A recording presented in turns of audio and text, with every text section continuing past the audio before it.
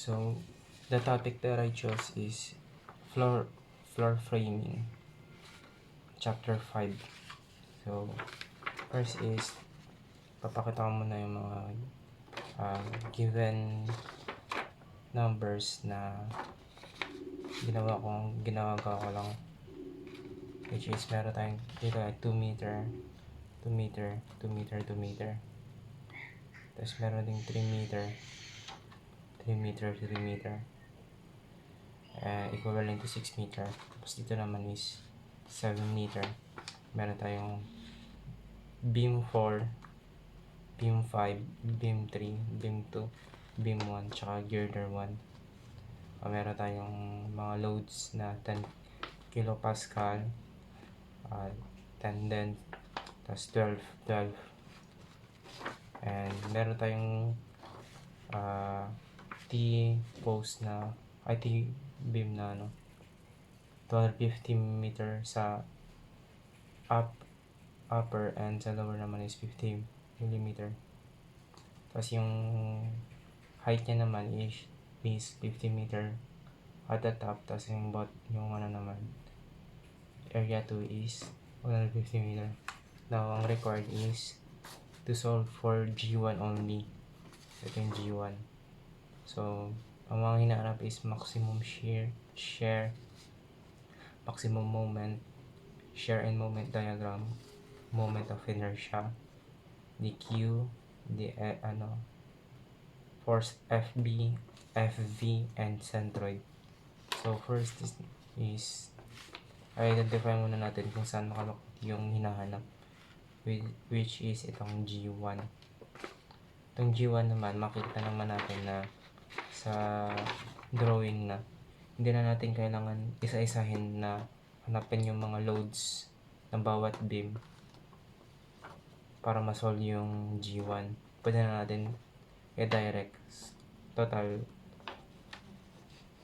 para mas mabilis, tapos hindi naman din kailangan dahil support lang naman yung makakuha dito. So kapag sinolve natin to,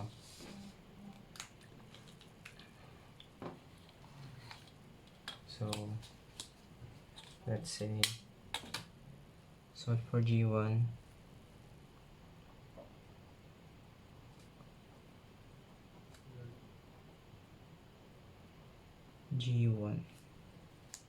So meron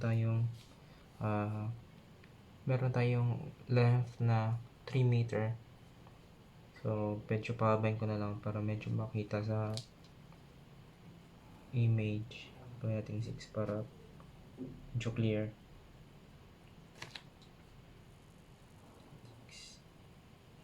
Tapos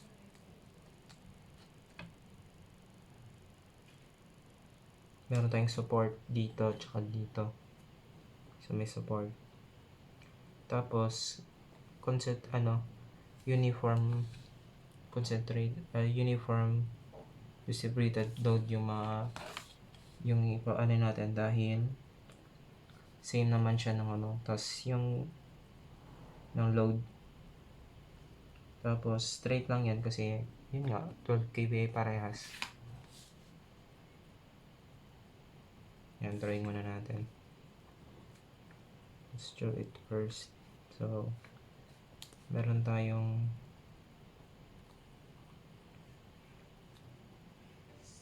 mga load na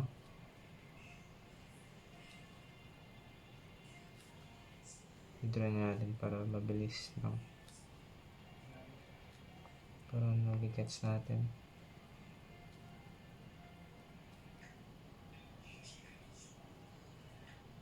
Yan.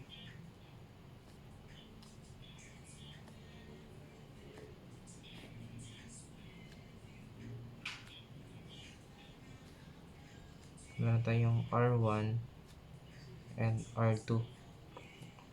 So roller support 1 tsaka 2.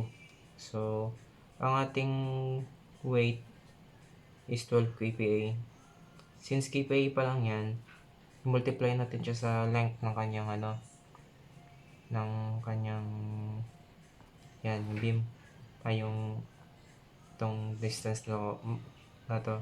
So ang L natin is makikita naman na dito na Then, makita natin dito na 3 meters. So, nilagay natin 3 meter. Multiply natin siya sa 3, which is magiging 36 kilonewton per meter since kPa. So, ang Pascal is NA, ay N. N meter pala per second squared. Meter squared pala. Tapos, solve for the reaction pala to. So, reaction. So, since symmetry naman siya, pwede nating sabihin na R1 is equals to R2. And para ma-solve natin yung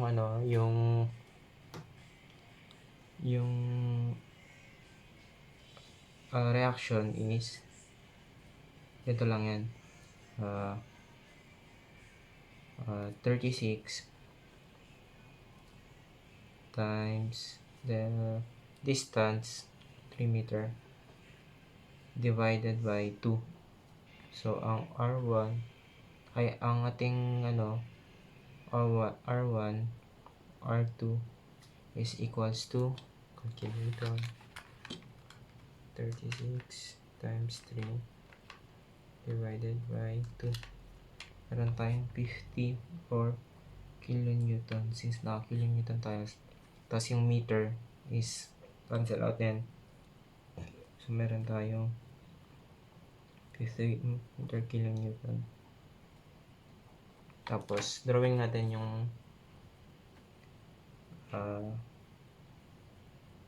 share diagram since hinahanap na rin yung maximum moment, yung moment pa pala. Sige, drawing muna natin para makita sa figure.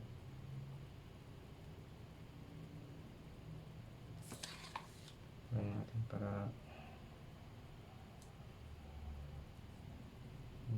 ako tayo ng line. Tapos hanapin natin yung gitna. 1, 2, 3. Gitna. Tapos lagyan tayo ng linya. Julitan lang natin. Tapos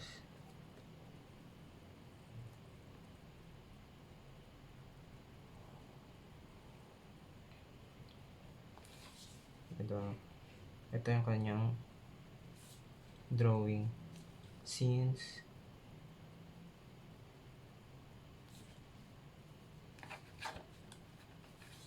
ito kanyang share diagram since meron tayong R1 dito 54 kilonewton, tapos pababa siya ng pababa sa maging 54 kilonewton para mag-total ng 0. Tapos yan ang ating share diagram. Yan naman is yung moment diagram. Yung moment diagram. So, bolang ulit tayo ng line. Isa na lang natin. Then,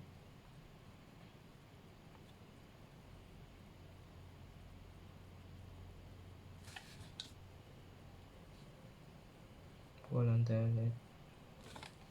Tapos, point na natin yan dito. Yan. Tapos, para mahanap natin yung maximum moment, formula lang yan. Pag uniformly distributed, ito lang yan. 1 over 8 over L squared. So since may may weight na tayo, pwede natin input na lang to. And may L na tayo, which is 3. So, ang M max is equals to 1 over 8 times 36 times 3 squared. So, the answer is 1 over 8 times 36. So, Sorry, nakat pala yung yung video. Mabilis mabilis ang explain na lang. I believe dito nakat yung yung video. Habang nagsosolve kasi ako hindi ko na malaya na hindi na pala nag-record. So gimultiply ko lang tong and ang lumabas is 40.5 kN per meter. Next is indicate ko lang yung in-indicate ko lang yung mga yung mga required to solve, which is itong yung Bmax natin is 50 kN. Yan. And ang ating moment max is 40.5 kN per meter. And ito, ang shear and moment diagram natin is this. Now, solving the moment of inertia, first is itong natin, yung sa top natin, or tinatawag natin na wave and flange, pwede natin i-cut sa gitna para maging rectangle and mas madaling ma-solve since yung mga given number is nakapa base and height.